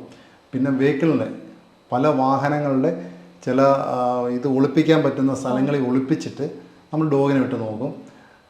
പിന്നെ ബിൽഡിങ്ങിൽ നോക്കും. പിന്നെ മനുഷ്യൻ്റെ ശരീരത്ത് ഒളിപ്പിക്കും. മനുഷ്യൻ്റെ ശരീരത്ത് ഒളിപ്പിച്ച് അങ്ങനെ മനുഷ്യൻ നോക്കും. അങ്ങനെ കുറേ സെർച്ചുകളുണ്ട്. അപ്പോൾ ആ സെർച്ചുകൾ അങ്ങനെയെല്ലാം ഇതിനെ പഠിപ്പിക്കുന്നത്. അല്ല ഒറ്റ സ്ഥലത്തുനിന്ന് കണ്ടുപിടിക്കുന്ന രീതിയല്ല, പല രീതിയിലുള്ള കാര്യങ്ങളാണ് ചെയ്യുന്നത്. നർക്കോട്ടിക് ഡോഗിനെ നമ്മൾ ചെയ്യുന്ന ഇതേ മെത്തേഡ് തന്നെയാണ്. ആർട്ടിക്കിൾ മാത്രം ചേഞ്ച് ആകുമെന്ന് മാത്രം. എക്സ്പ്ലോസീവ് മാറ്റി നർക്കോട്ടിക്സ് വെച്ചുള്ള കാര്യങ്ങൾ. കെഡാവറിനെ പഠിപ്പിക്കുന്നത് നമ്മൾ ഡെഡ് ബോഡിയുടെ ആയിട്ടുള്ള ആണല്ലോ കണ്ടുപിടിക്കുന്നത്. അപ്പം നമ്മൾ മനുഷ്യൻ്റെ ശരീരത്തിൻ്റെ പാർട്സുകൾ അത് കളക്ട് ചെയ്യും. പഴയ എവിടുന്നെങ്കിലും നമുക്ക് കിട്ടാവുന്ന സാധ്യതകൾ കളക്ട് ചെയ്തതിന് ശേഷം അതിൻ്റെ ഒരു സ്മെല്ലുണ്ടല്ലോ, അഴുക്ക് സ്മെല്ല്. അപ്പോൾ അത് കണ്ടുപിടിക്കാനായിട്ട് ഇതിനെ പഠിപ്പിച്ചെടുക്കുകയാണ്. അങ്ങനെ പഠിപ്പിച്ചാണ് അത് ഇങ്ങനത്തെ സാഹചര്യം. നമ്മളിപ്പോൾ ദുരന്തമുഖത്തൊക്കെ വിടുമ്പോഴത്തേക്ക് ആൾ മരിച്ചു കഴിഞ്ഞാൽ അതിൻ്റെ ഒരു ദുർഗന്ധം നമുക്ക് എത്ര മണിക്കൂർ കഴിഞ്ഞൊക്കെ ഉണ്ടാവുമല്ലോ. അപ്പോൾ അങ്ങനെ കണ്ടുപിടിക്കാനുള്ളതാണ് അത് ചെയ്യുന്നത്. അപ്പോൾ ഈ ദുരന്തമുഖത്തെ സെർച്ച് ആൻഡ് റെസ്ക്യൂ ഡോഗും അതുപോലെ തന്നെ കെഡാവർ ഡോഗ് രണ്ടും ഉണ്ടാവുമല്ലോ. നമുക്ക് പെട്ടിമുടിയിലൊക്കെ നമുക്ക് വളരെ സക്സസ് ആയ വർക്കുകൾ നടത്തിയിട്ടുണ്ടായിരുന്നു. അവിടെ നമ്മൾ പോയിരുന്നു. അപ്പോൾ അന്ന് ട്രെയിനിങ് നടക്കുന്ന ഡോഗ്സാണ്, ട്രെയിനിങ് പൂർത്തീകരിച്ച ഡോഗല്ല. അവിടെ നമ്മുടെ ടീം പോയി ഈ ഡോഗ്സുമായിട്ട് പോയിട്ട് അവർ എവിടെയാണോ ഈ അപകടം നടന്നത് ആ സ്ഥലത്തേക്ക് ഈ ഡോഗിനെ വിട്ടിട്ട് ഡോഗിൻ്റെ വർക്കുകൾ കൊണ്ട് അത് ഡിറ്റക്റ്റ് ചെയ്തിട്ട് അവിടെ കുഴിച്ചിട്ട് അവിടെ മണ്ണുമാന്തിരി യന്ത്രമൊക്കെ വെച്ച് കുഴിച്ചതിന് ശേഷം അവിടെ നമ്മൾ ബോഡി കണ്ടെടുക്കുകയും അതുപോലെ കുറച്ച് പേരെ രക്ഷിക്കാനൊക്കെ നമുക്ക് സാധിച്ചിട്ടുണ്ട്. അത് പത്രത്തിലേക്ക് റിപ്പോർട്ട് ഉണ്ടായിരുന്നു. പോലീസ് അക്കാഡമി നടന്ന ഡോഗ് ട്രെയിനിങ്ങിലുള്ള ഡോഗ്സുകളാണ് പോയി ചെയ്തത്. ഇവർക്ക് എങ്ങനെ റിവാർഡ്സ് കൊടുക്കുക ഇത്ര നല്ല റെസ്ക്യൂ ഒക്കെ ചെയ്യുമ്പോൾ? അവർക്ക് കഴിക്കാൻ എന്തെങ്കിലും ജസ്റ്റ് ടിറ്റുവിറ്റുകൾ അങ്ങനെ എന്തെങ്കിലുമൊക്കെ ആയിട്ട് കൊടുക്കും. അപ്പോൾ അവർക്കതൊക്കെ മതി. പിന്നെ ബോളൊക്കെ കൊടുത്താൽ അവർക്ക് ഭയങ്കര സന്തോഷമാണ്. കാരണം ഇപ്പം നർക്കോട്ടിക് ഡോഗ് ആ ഒരു ആർട്ടിക്കിൾ കണ്ടുപിടിച്ചാൽ അതിനു വേണ്ടിയല്ല വർക്ക് ചെയ്യുന്നത്, അവന് കിട്ടണം, അവന് കളിക്കാനുള്ള സാധനം, റിവാർഡ്. അപ്പം ഒരു ബോൾ ഇട്ട് കൊടുത്ത് അവൻ ഹാപ്പിയാണ്. പക്ഷെ എത്രയോ കുടുംബങ്ങൾ അന്ന് വീണ്ടെടുക്കാൻ പറ്റിയില്ലല്ലോ മൃതദേഹങ്ങൾ. ഇതെല്ലാം 100% സക്സസ് ആയിട്ട് പോകാനായിട്ട് കാരണം മണ്ണിനടിയിൽ നിന്ന് കിട്ടുന്ന ആ സ്മെല്ല് അത് വെളിയിൽ വരാനുള്ളൊരു സാഹചര്യം അവിടെ വേണം. കാരണം വെള്ളം ഒഴുക്കും കാര്യങ്ങളൊക്കെ ഉണ്ടെങ്കിൽ അങ്ങനെ സ്മെല്ല് വരാൻ ബുദ്ധിമുട്ടുണ്ടാവും. പിന്നെ അല്ലാത്ത ചെറിയ സാഹചര്യങ്ങളിൽ വരുന്ന സാഹചര്യങ്ങൾ കിട്ടിക്കഴിഞ്ഞാൽ നമുക്ക് ചെയ്തേ പറ്റുള്ളൂ, ചെയ്യുകയും ചെയ്യും. എത്ര ആഴത്തിൽ വരെ ബോഡി ഉണ്ടെങ്കിൽ നായ്ക്കൾക്ക് മനസ്സിലാവും? അങ്ങനെ ഒരു കണക്ക് പറയാൻ പറ്റത്തില്ല. ഞാൻ പറഞ്ഞ കാര്യമാണ്. കാരണം ഈ സ്മെല്ല് പുറത്ത് കിട്ടണം. അതിൻ്റെ ക്ലിയർ ആയിട്ടുള്ള സ്മെല്ല് കിട്ടുവാണെങ്കിൽ ഡോഗ് അവിടെ ഇൻഡിക്കേറ്റ് ചെയ്യും. അതേത് കാര്യമാണല്ലോ, നമുക്കങ്ങനെ അളവ് പറയാൻ പറ്റത്തില്ല. എന്തെങ്കിലും സ്മെല്ല് ചെയ്ത് കണ്ടുപിടിച്ച് കഴിഞ്ഞാലുള്ള അതിൻ്റെ എന്ത് പ്രതികരണത്തിൽ നിന്ന് അവിടെ ഉണ്ടെന്ന് നിങ്ങൾ മനസ്സിലാക്കുന്നത്? എക്സ്പ്ലോസീവ് ഡോഗ് ആണെങ്കിലും നർക്കോട്ടിക് ഡോഗ് ആണെങ്കിലും ഈ ലിക്കർ കണ്ടുപിടിക്കുന്ന ഡോഗ് ആണെങ്കിലും ഇതൊക്കെയാണ് ഡോഗ് കണ്ടെത്തി കഴിഞ്ഞാൽ ആദ്യം ഇരിക്കുന്നൊരു, അതായത് സിറ്റിംഗ് പൊസിഷൻ എത്തുക. അത് പറയാൻ കാര്യം എക്സ്പ്ലോസീവ് ഡോഗിനെ നമ്മൾ പണ്ടൊക്കെ ബാർക്ക് ചെയ്യിപ്പിക്കുമായിരുന്നു, കുരച്ചു കഴിഞ്ഞാണ് ആ ആർട്ടിക്കിൾ ഉണ്ടെന്ന് അറിയുന്നത്. പക്ഷേ പിന്നീട് നമുക്ക് ടെക്നോളജിയൊക്കെ മാറിയ സമയത്ത് ഈ ഡോഗ് കുരയ്ക്കുന്ന ആ സൗണ്ട് ഫ്രീക്വൻസിയിൽ ബ്ലാസ്റ്റ് ആകുന്ന ബൂമറുണ്ടാവും. നമുക്ക് പറയാൻ പറ്റത്തില്ല, ആ സെൻസേഷൻ എങ്ങനെയാണെന്ന് പറയാൻ പറ്റത്തില്ല. അപ്പോൾ അതുകൊണ്ട് ഇപ്പം നമ്മൾ ചെയ്യുന്നത് ഇങ്ങനെ സ്മെല്ല് കിട്ടിയോ ഡോഗ് അവിടെ ഇരിക്കുക, സൈലൻ്റായിട്ട് ഇരിക്കുക, ഫോക്കസ് ചെയ്തിരിക്കും. എവിടെ നിന്നാണോ സ്മെല്ല് കിട്ടുക അവിടേക്ക് നോക്കിക്കൊണ്ടിരിക്കും. നർക്കോട്ടിക് ആണല്ലോ അങ്ങനെ തന്നെ, അവിടെ ഇരിക്കും, അനങ്ങത്തില്ല. നമ്മളവിടെ ആർട്ടിക്കിൾ മനസ്സിലാവും, നമുക്ക് തീർച്ചയായിട്ടും മനസ്സിലാവും. ഇപ്പോൾ ട്രാക്കർ ഡോഗിൻ്റെ കേസിൽ നമുക്ക് ഓൺ ദി സ്പോട്ടിൽ വളരെ അപൂർവമായിട്ട് മാത്രമേ ഉള്ളൂ കറക്റ്റ് പ്രതിയെ നമുക്ക് ഓൺ ദി സ്പോട്ടിൽ അറസ്റ്റ് ചെയ്യാൻ പറ്റുള്ളൂ. കാലം മാറി, കുറ്റകൃത്യം കഴിഞ്ഞിട്ട് വാഹനത്തിൽ പോകാം, അല്ലെങ്കിൽ മറ്റ് വാഹനങ്ങൾ അവൻ പിടിച്ചിട്ട് പോകാൻ പറ്റും. അപ്പോൾ നമുക്ക് പിന്നെ ഇപ്പം കിട്ടുന്ന കാര്യം, അങ്ങനെയുള്ള വ്യക്തികളെ നമ്മൾ തപ്പി പോകുമ്പം പോണ റൂട്ടിൽ മറ്റേ CCTV അല്ല വീടുകളിൽ നിന്ന് വെച്ചേക്കുന്ന അല്ല സ്ഥാപനങ്ങളിൽ നിന്ന് വെച്ച ക്യാമറ ഉണ്ടെങ്കിൽ അതിൽ നമ്മൾ നിരീക്ഷണം നടത്തിയിട്ട് ഇവൻ ഇതിലെ പോയി എന്ന് ഉറപ്പ് വരുത്തി പിന്നീട് അന്വേഷണ ഉദ്യോഗസ്ഥനിലെ അന്വേഷണ ടീം അതേ കണക്ട് ചെയ്ത് പോയി അങ്ങനെ പ്രതിയെ പിടിക്കുന്നൊരു ചരിത്രമുണ്ട്. നായ്ക്കൾ കുറച്ച് കഴിഞ്ഞ് കഴിഞ്ഞാൽ ഈ അപകട സാധ്യത ഉള്ളതുകൊണ്ട് അത് ഒഴിവാക്കി എന്ന് പറഞ്ഞല്ലോ. അങ്ങനെ എന്തെങ്കിലും സംഭവം ഡോഗ് സ്ക്വാഡിൻ്റെ ചരിത്രത്തിൽ അങ്ങനെ ഒരു സംഭവം ഉണ്ടായിട്ടുണ്ടോ? ഇതിപ്പോൾ നമ്മൾ തീരുമാനിക്കുന്ന കാര്യങ്ങളല്ല. ഇത് MHA എന്ന് പറഞ്ഞൊരു അസോസിയേഷൻ ഉണ്ട്. അത് ഓൾ ഇന്ത്യ ബേസ് ആയിട്ടുള്ള അസോസിയേഷനാണ്. നമുക്ക് ഗൈഡ് ലൈൻസ് തരുന്നത്, നമുക്ക് കുറേ ബ്രോഷറുകൾ അയച്ചു തരുന്നത്, അല്ല ട്രെയിനിങ്ങിൻ്റെ കുറേ വേർഡ്സുകൾ ടേംസുകൾ ഇതെല്ലാം വരുന്നത് അവരുടെ ഒരു നിയമപ്രകാരം അല്ലെ നിബന്ധനകൾ പ്രകാരമാണ്. അപ്പോൾ അത് വെച്ചിട്ടാണ് നമ്മൾ ഇതിൻ്റെ ടേംസുകൾ, ഈ കമാൻഡുകൾ, പിന്നെ അതെന്തൊക്കെ ചെയ്യണം, അങ്ങനെ വരുന്ന സമയങ്ങളിലാണ് നമ്മൾ ഈ ബാക്കി കാര്യങ്ങളൊക്കെ. അങ്ങനെ പഴയതുമായി കമ്പയർ ചെയ്യുമ്പോൾ ഉണ്ടായ കാതലായ മാറ്റങ്ങൾ എന്താണ്? പണ്ടൊന്നും ഈ ഇങ്ങനെ സംവിധാനം ഇല്ലായിരുന്നു. അന്നൊക്കെ കുറച്ച് പേര് ഇപ്പം ഡോഗ് സ്ക്വാഡിൻ്റെ ഡോഗിനൊപ്പം ട്രെയിനിങ് കഴിയുന്ന ആൾക്കാർ പോലും പണ്ടത്തെ കാലത്ത് uണ്ടെന്ന് ഞാൻ വിശ്വസിക്കുന്നില്ല. ഇപ്പം ഒരു ഡോഗിൻ്റെ ആൾക്കാർ ചിലപ്പം വിദേശത്ത് ജോലി കിട്ടുമ്പോഴത്തേക്ക് അവരങ്ങ് പോകും. അതിന് പകരം ഡോഗിൻ്റെ ഹാൻഡലർമാരില്ലാത്ത സാഹചര്യത്തിൽ കോട്ടയം അല്ലെ ഇപ്പം ഞാൻ പറഞ്ഞ കോട്ടയം എയർ ക്യാമ്പിൽ എൻ്റെ അനുഭവത്തിൽ ഞാൻ പറയാം, അവിടുന്ന് നമുക്ക് ടെമ്പററി ആയിട്ട് ആൾക്കാരെ നമ്മൾ വിളിച്ചിട്ടുണ്ട്. പക്ഷേ ഇന്ന് അതിൻ്റെ അവസ്ഥ മാറി. ഇന്നൊരു ഡോഗിനെ എടുത്തിട്ടുണ്ടെങ്കിൽ അതിനെ 2 പേരെ പോസ്റ്റ് ചെയ്ത് അതിനെ ട്രെയിനിങ് സെൻറ്ററിൽ അയച്ചിട്ട് അവരാണ് ട്രെയിൻ ചെയ്തിട്ട് വരുന്നത്. അതിൽ നിന്ന് വേറെ ഒരാൾ ഇനി അവരെന്തെങ്കിലും പറ്റി മാറിപ്പോയെങ്കിൽ വേറെ ആളെ വിളിച്ചെങ്കിൽ അയാൾക്ക് ഓൾറെഡി ആ ട്രെയിനിങ് സെൻറ്ററിൽ അയച്ചിട്ട് ട്രെയിനിങ് കൊടുത്തിട്ടാണ് അവരെ പോസ്റ്റ് ചെയ്യുന്നത്. അങ്ങനത്തെ രീതിയിലേക്ക് ഇപ്പം മാറി. ശ്വാനസേനയിലുള്ള നായ്ക്കളുടെ ഒരു കാലാവധി എന്ന് പറയുന്നത് 8-9 വർഷമാണ്. അതിന് ശേഷം റിട്ടയർ ചെയ്യുമല്ലോ. അപ്പം അവർക്ക് ഈ മാസ്റ്റേഴ്സിനെ ഹാൻഡ്ലേഴ്സിനെ കാണാണ്ടിരിക്കും, അവർക്ക് മാനസിക സമ്മർദ്ദം ഉണ്ടാവില്ലേ? സൽമ 9.5 വർഷം സർവീസും ഡ്യൂട്ടിയൊക്കെ ആയിട്ട് ഉണ്ടായിരുന്നു, ട്രെയിനിങ്ങും ഡ്യൂട്ടിയൊക്കെ ആയിട്ട് ഉണ്ടായിരുന്നു. ഒരു സുപ്രഭാതത്തിൽ അറിയുന്ന ഇതിനെ ഡീകമ്മീഷൻ ചെയ്യാണ്. ഇതിനെ തിരുവനന്തപുരത്ത് ഒരു റെസ്ക്യൂ സെൻ്റർ ഉണ്ട്. അതായത് തെരുവ് നായ്ക്കളെ എടുത്തിട്ട് അതിനെ വന്ധീകരണം നടത്തിയിട്ട് വേണ്ട ആൾക്കാർക്ക് കൊടുക്കുകയും അങ്ങനെ മേനകാന്തിയുടെ ഒരു സെറ്റപ്പിലുള്ളൊരു ഇതായിരുന്നു. അപ്പോൾ അതിലേക്ക് വിടുവാണെന്നിങ്ങനെ കിട്ടിയത്. അപ്പോൾ എനിക്ക് ഭയങ്കര വിഷമമായിപ്പോയി. കാരണം എൻ്റെ മക്കൾക്ക് പോലും ഞാൻ വാരി കൊടുത്തിട്ടില്ല, ഈ ഡോഗിനെ വാരി കൊടുക്കുകയും അതിൻ്റെ കാര്യങ്ങൾ നോക്കുകയും നമ്മളാക്കിയ ഒരു വ്യക്തി. അപ്പോൾ ആ ഒരു സാഹചര്യത്തിൽ ബേർസാറിന് ഒരു ലെറ്റർ ഞാൻ അയച്ചു കൊടുത്തു. എന്താണേലും ഈ ഡോഗിനെ ഞാൻ അവിടെ വലിയറത്തലേക്ക് കൊണ്ടുവന്ന് അതിനെ ഹാൻഡ് ഓവർ ചെയ്യുമ്പോഴത്തേക്ക് ലെറ്റർ തരുന്നു. ആ ലെറ്ററിനകത്ത് ഞാൻ കുറേ ഫില്ല് ചെയ്ത് കൊടുക്കണം. ഡോഗിനെ എനിക്ക് തന്നെ തരുന്ന ഒരു തീരുമാനം അവരെടുത്ത്. ഒരാഴ്ചക്കുള്ളിൽ തന്നെ ബേർസാറിൻ്റെ ഓഫീസ് തന്നെ വിളിക്കുന്നു. അപ്പോൾ ഈ ഡോഗ് എവിടെയുണ്ടെന്നാണ് ചോദിച്ചത്. ഞാൻ പറഞ്ഞു എൻ്റെ വീട്ടിലുണ്ട്. അപ്പോൾ പറഞ്ഞ് അതിനെ അനുവദിച്ചുകൊണ്ട് നിങ്ങൾക്ക് ഞാൻ ഉത്തരവാദമാണെന്ന് പറഞ്ഞ് സാറ് പറഞ്ഞു. ഒരു 2 ദിവസം കൊണ്ട് എനിക്ക് പേപ്പറും കിട്ടി. എൻ്റെ ബെഡ്റൂമിൽ കിടന്നൊരു ഫാൻ എടുത്ത് അതിൻ്റെ കെന്നലിൽ പിടിപ്പിച്ച് അതിനെ അവിടെ സുരക്ഷിതമായിട്ട് ഞാൻ നോക്കുകയും 11 വയസ്സ് വരെ ഇവിടെ ജീവിച്ചു. ഞാൻ അടുത്തൊരു ട്രെയിനിങ്ങിന് ഈ ഡോൺ എന്ന് പറഞ്ഞൊരു ഡോഗിന് നാർക്കോട്ടിക് ഡോഗിൻ്റെ ട്രെയിനിങ്ങിനായിട്ട് ഞാൻ ഇവിടുന്ന് പോകുന്ന സമയത്ത് അതിന് എന്നെ കാണാണ്ട് വിഷമമായി. ഇവിടെ തന്നെ ഞാനതിനെ മറവ് ചെയ്തു. അതിൻ്റെ ആബ്സൻസ് ഭയങ്കര ബുദ്ധിമുട്ടായിരുന്നു. ഈ ശ്വാനസേനയിലെ നായ്ക്കൾ ചാകുമ്പോഴേ അവർക്ക് അവസാനത്തെ ഒരു ട്രിബ്യൂട്ട് കൊടുക്കുന്ന ഒരു രീതി ഉണ്ടോ? ഇപ്പം വരുന്ന ഡോഗുകൾ ഹാൻഡലർ ഏറ്റെടുക്കാൻ തയ്യാറല്ലെങ്കിൽ, ഹാൻഡലർക്ക് താല്പര്യം ഇല്ല എങ്കിൽ, മിക്കവാറും ഇപ്പോൾ ഹാൻഡലർമാർ ഏറ്റെടുക്കുന്നുണ്ട്, ഇല്ല എങ്കിൽ ഇതിന് നേരെ വിശ്രാന്തിയിലേക്ക് അയക്കുന്നത്. വിശ്രാന്തിയിൽ ഇതിനെ നോക്കാൻ ആൾക്കാർ, നമ്മുടെ പോലീസുകാർ തന്നെ ഇതായിട്ട് താല്പര്യമായിട്ടുള്ള ആൾക്കാരുണ്ട്, അവരതിൻ്റെ കാര്യങ്ങൾ നോക്കുന്നുണ്ട്. മരണപ്പെടുന്ന അവസ്ഥയാണെങ്കിൽ അവിടെ വെച്ച് ഒരു ഫ്യൂണറൽ അതിന് കൊടുക്കാറുണ്ട്. വിശ്രാന്തി വരുന്നതിന് മുമ്പ് തന്നെ നമ്മുടെ സ്ക്വാഡിൽ ഇരുന്നാൽ മരണപ്പെടുന്നെങ്കിൽ ഫയറിങ് ഉൾപ്പെടെയുള്ള കാര്യങ്ങൾ മനുഷ്യന് സർവീസ് ഇരിക്കുന്ന മനുഷ്യർക്ക് കൊടുക്കുന്ന രീതിയിലുള്ള ഇത് കൊടുക്കുമായിരുന്നു, ഫ്യൂണറൽ കൊടുക്കുമായിരുന്നു. ഈ നായ്ക്കൾക്ക് റാങ്കിങ് ഉണ്ടാവില്ലേ? DYSP തലം വരെ എത്തുന്ന DSP റാങ്കിലുള്ള നായിയാണെന്നൊരു സിനിമയിൽ പറഞ്ഞ് കേട്ടിട്ടുണ്ട്. അങ്ങനെ ഉണ്ടോ? അത് തെറ്റായ ധാരണയാണ്. അതിനകത്ത് അങ്ങനെ റാങ്കിങ് ഇല്ല. കന്നിമാസം വരുമ്പോൾ നായ്ക്ക് കലണ്ടർ നോക്കേണ്ട ആവശ്യമില്ല എന്ന് പറയുമല്ലോ. അപ്പം K9 സ്ക്വാഡിലുള്ള നായ്ക്കൾക്കും അവരുടേതായിട്ടുള്ള ജൈവിക ചോദനകൾ ഉണ്ടാവുമല്ലോ. അപ്പം അതിനെ നിങ്ങൾ എങ്ങനെയാണ് ഹാൻഡിൽ ചെയ്യുന്നത്? അവറ്റകൾക്ക് കുഞ്ഞുങ്ങൾ ഉണ്ടാക്കാനുള്ള അനുവാദമുണ്ടോ, അതോ വന്ധ്യംകരിക്കുമോ? എങ്ങനെയാണത്? ഇത് വന്ധ്യീകരണവും ഇല്ല, കുഞ്ഞുങ്ങളുണ്ടാകാൻ അനുവാദവും ഇല്ല. കന്നിമാസം എന്ന് പറഞ്ഞ മാസം നമുക്ക് അത് ബാധകമല്ല. അത് വെറുതെ തെറ്റായൊരു ധാരണയാണെന്നാണ് എൻ്റെ വിചാരം. ഡോഗ്സ് എല്ലാം വർഷത്തിൽ 2 പ്രാവശ്യമേ മെൻസസ് ആവുള്ളൂ. അപ്പം നമ്മുടെ 28 ദിവസം കൂടുമ്പം സ്ത്രീകൾക്ക് വരുന്ന പോലെ ഈ ഡോഗ്സിന് 6 മാസത്തിൽ ഒരിക്കൽ മാത്രമേ ഉണ്ടാവുള്ളൂ. പോലീസ് ഡോഗിനെ സംബന്ധിച്ച് പറഞ്ഞാൽ മേറ്റിംഗ് നമുക്ക് അനുവദനീയമല്ല. നമ്മൾ മെയിലും ഫീമെയിലുമായിട്ട് 2 ഡോഗ്സുകൾ നമ്മൾ സ്കൂളിലുണ്ടെങ്കിൽ അത് പീരീഡ് ആകുന്ന സമയങ്ങളിൽ അതിനെ റെസ്റ്റ് കൊടുത്ത് മാറ്റിയിടുക എന്നല്ലാതെ, അപ്പം മെയിൽ ഡോഗ്സിന് ഭയങ്കര ബുദ്ധിമുട്ട് വരും. അത് വർക്ക് ചെയ്യാനും ആഹാരം കഴിക്കാനും ഒക്കെ ബുദ്ധിമുട്ട് കാണിക്കും. എങ്കിലും അതൊക്കെ അതിജീവിച്ച് പോകും എന്നുള്ള ധാരണ തന്നെ ഇതിനെ അങ്ങനത്തെ ഒരു കാര്യത്തിന് വേണ്ടി വിടാറില്ല. നായ്ക്കളെ തിരഞ്ഞെടുക്കുമ്പോഴേ ഇന്ന ബ്രീഡിൽപ്പെട്ട നായ അല്ലെങ്കിൽ ആണ് പെണ്ണ് അങ്ങനെയുള്ളൊരു വേർതിരിവോ അല്ലെങ്കിൽ അങ്ങനെയുള്ള പരിഗണനകളോ ഉണ്ടോ? ഇല്ല, അങ്ങനെ പ്രത്യേകിച്ച് പരിഗണന ഒന്നുമില്ല.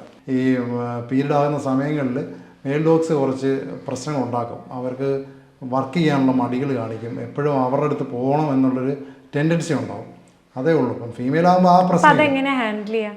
നമ്മൾ കഴിവതും ഈ ഇങ്ങനെ ഹീറ്റാകുന്ന ഡോഗ്സിനെ അവിടുന്ന് മാറ്റി അതിനെ കൂടുതൽ സാമീപ്യം കൊടുക്കാതെ മാറ്റി നിർത്തുന്ന ഒരു രീതി കാണിക്കും. ആദ്യം ട്രെയിൻ ചെയ്തത് സൽമയാണ്, അത് ട്രാക്കർ ഡോഗ് ആയിരുന്നല്ലോ. ഇപ്പം താങ്കളുടെ അണ്ടറിലുള്ളത് ഡോണാണ്, അതൊരു നാർക്കോട്ടിക് ഡോഗാന്ന് പറഞ്ഞല്ലോ. അത് തെളിയിച്ച കേസുകൾ, അതിൻ്റെ ഒരു പെർഫോമൻസിനെ കുറിച്ച് പറയാമോ? അത് നമ്മുടെ ഓൺ ബ്രീഡാണ്. പോലീസ് അക്കാഡമിയിൽ ഹണി എന്ന് പറഞ്ഞൊരു ഹണിയും ജൂലി 2 ഡോഗ്സ് ഉണ്ടായിരുന്നു. ബ്രീഡിങ്ങിനായിട്ട് എടുത്തിട്ടിരുന്നതാണ്. അപ്പോൾ അതിൽ ആ ഹണി എന്ന് പറഞ്ഞ ഡോഗ്സിൻ്റെ കുട്ടികളുണ്ടായിരുന്നു, 11 കുട്ടികളുണ്ടായി. അതിന് മൊത്തം നമ്മൾ ആ ഒരു ബാച്ചിലേക്ക് ട്രെയിനിങ് എടുക്കുമായിരുന്നു. അങ്ങനെ നമുക്ക് കോട്ടയത്തിന് അലോട്ട് ചെയ്ത് കിട്ടിയ ഡോഗാണ് ഈ ഡോണ്. അപ്പോൾ അതിന് ട്രെയിനിങ്ങായിട്ട് ഞാനും ഒരു പ്രമോദ് തമ്പി ഉണ്ടായിരുന്നു പോലീസുകാരനായിട്ട്. ഞങ്ങൾ രണ്ടും അതിന് ട്രെയിനിങ്ങിന് പോകുന്നത്. അപ്പോൾ എനിക്ക് സെൽമയായിട്ട് ട്രെയിനിങ് ചെയ്ത് പരിചയമുള്ളത് കൊണ്ട് നമുക്കിതിന് ട്രെയിൻ ചെയ്യാനായിട്ട് വലിയ ബുദ്ധിമുട്ടൊന്നും ഉണ്ടായില്ല. പിന്നെ ട്രേഡ് മാത്രം വേറെയാണെന്ന്. അപ്പോൾ ട്രേഡ് കുറച്ചുകൂടെ ട്രാക്കർ ഡോഗിനെ ട്രെയിൻ ചെയ്യുന്നത് ഇച്ചിരൂടെ ബുദ്ധിമുട്ടുള്ള കാര്യമാണ്. പക്ഷേ നാർക്കോട്ടിക്ക് നമുക്ക് ഇച്ചിരൂടെ ഈസിയാണ്. കാരണം ഡോഗിന് പെട്ടെന്ന് ഈ സെൻറ്റ് മനസ്സിലാക്കാൻ സാധിക്കും. പിന്നെ കുറച്ച് ഒരു ഉന്മാദം അതിനുണ്ടാവുകയും ചെയ്യും. കാരണം ആ ഡോഗ് ആ ഒരു താല്പര്യം കാണിക്കും. എക്സൈസ് ടീമുകൾ നമ്മളെ വിളിച്ചുകൊണ്ട് പോകും. കാരണം ഈ നാർക്കോട്ടിക് ആയതുകൊണ്ട് അവർക്ക് ഇതിനെ ആവശ്യമുള്ളതായതുകൊണ്ട് അങ്ങനെ പോയിട്ട് നമ്മൾ അവരുടെ കൂടെ പോയി ചില പാഴ്സൽ ഓഫീസുകൾ അങ്ങനെയുള്ള കാര്യങ്ങളൊക്കെ സെർച്ച് ചെയ്യും. നമ്മൾ ചെല്ലുന്നു. അവർ ഒളിച്ചു വെക്കുന്ന സ്ഥലങ്ങൾ ഒരിക്കലും അവർ പറയത്തില്ല. അപ്പോൾ ഈരാറ്റുപേട്ടയിൽ ഒരു സ്ഥലത്ത് ഞങ്ങൾ ചെന്നിട്ട് ഒരു വലിയ റബ്ബർ തോട്ടമാണ്. അവിടെ കരിയിലകൾ ഭയങ്കര കനത്തി കിടക്കുക, പറമ്പ് പുല്ല് പിടിച്ചും ഈ മുള്ള് ഉള്ള ചെടികളും ഒക്കെ നിൽക്കുന്ന സ്ഥലത്ത് ഡോൺ നേരെ ഓടിപ്പോയി ഒരു കയ്യാലക്കെട്ടിൻ്റെ അടുത്തേക്ക് ചെല്ലുന്നു. അവിടെ സ്മെല്ലെടുത്തിട്ട് കൈ കൊണ്ടൊരു തട്ട്, ഒരു കല്ല് അടന്ന് അവൻ്റെ കാലിൻ്റെ ചുവട്ടിലേക്ക് വീഴുന്നു. പെട്ടെന്ന് ഞാൻ പേടിച്ചു, ഇനി അവന് വല്ല കുഴപ്പം പറ്റും. പക്ഷേ പെട്ടെന്ന് അവിടെ ഇങ്ങനെ ഇരുന്നു. ഈ കയ്യാലക്കെട്ടിനകത്ത് വെച്ച് പണിത പോലെ വേറൊരു പ്ലാസ്റ്റിക് കൂട് അതിരിക്കുമ്പോൾ അതിനകത്ത് കഞ്ചാവാണ്. 3 കിലോയോളം കഞ്ചാവ് അതിനകത്തിരിക്കുന്നത്. അപ്പം പെട്ടെന്ന് ടീമെല്ലാം വന്നു. അപ്പോൾ അതിൽ താഴെയുള്ള അയലോക്കത്തുള്ള 2 വീട്ടിലെ ആൾക്കാരെ വിളിച്ചു. ഇത് കാണിച്ചു. അവരുടെ തെളിവിനായിട്ട് ഇത് കാണിച്ചു. അല്ല നമ്മൾ കൊണ്ട് വെച്ചിട്ട് പിടിച്ചാന്ന് പറയണ്ടല്ലോ. കാണിച്ചിട്ട് അത് പിടിച്ചു. ലോക്ക്ഡൗൺ സമയമൊക്കെ ഉണ്ടായിരുന്നു. ആ സമയത്തൊക്കെ പച്ചക്കറി വണ്ടിയൊക്കെ കഞ്ചാവ് കടത്തിക്കൊണ്ട് വരുന്ന വണ്ടികളൊക്കെ നമ്മൾ പിടിച്ചിട്ടുണ്ട്. മുണ്ടക്കയത്ത് തന്നെ അത് പൊളിച്ച് വണ്ടിയുടെ ഡോഗ് ഇൻഡിക്കേറ്റ് ചെയ്തിട്ട് വണ്ടി എടുത്ത് സ്റ്റേഷൻ ഇട്ടിട്ട് അതിൻ്റെ ഡ്രൈവർ ഇരിക്കുന്നതിൻ്റെ സൈഡിൽ സീറ്റ് ബെൽറ്റ് വരുന്ന അകത്തേക്ക് കയറി പോണ ആ ഭാഗം പൊളിച്ചിട്ട് അതിനുള്ളിൽ വെച്ചേക്കുന്ന സാധനം വരെ നമ്മൾ പിടിച്ചു കൊടുത്തിട്ടുണ്ട്.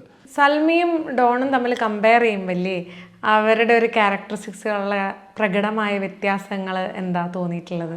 സൽമ എന്ന് പറയുന്നത് നമ്മുടെ ഒരു മോളെ പോലാണ്. നമ്മളെ കെയർ ചെയ്യും. ഇപ്പം ഡ്യൂട്ടിക്ക് പോകുമ്പോഴത്തേക്ക് ചില സ്ഥലങ്ങളിൽ നമുക്ക് ഡെപ്തിലേക്കൊക്കെ ചാടേണ്ട സമയം വരും. ഡോഗ് ചാടും, പക്ഷേ നമ്മൾ ചാടുമോ? സെൽമയാണെങ്കിൽ അവിടെ താഴെ ചെന്നിട്ട് നോക്കും നമ്മൾ ഇറങ്ങുന്നുണ്ടോയെന്ന്. അപ്പോൾ നമ്മളടുത്തെങ്കിലും തൊട്ടടുത്ത മരം ഉണ്ടെങ്കിൽ മരത്തിൽ കൂടെ ആയിരിക്കും നമ്മൾ ഇറങ്ങി ചെല്ലുന്നത്. അതും അത് നോക്കി നിൽക്കും.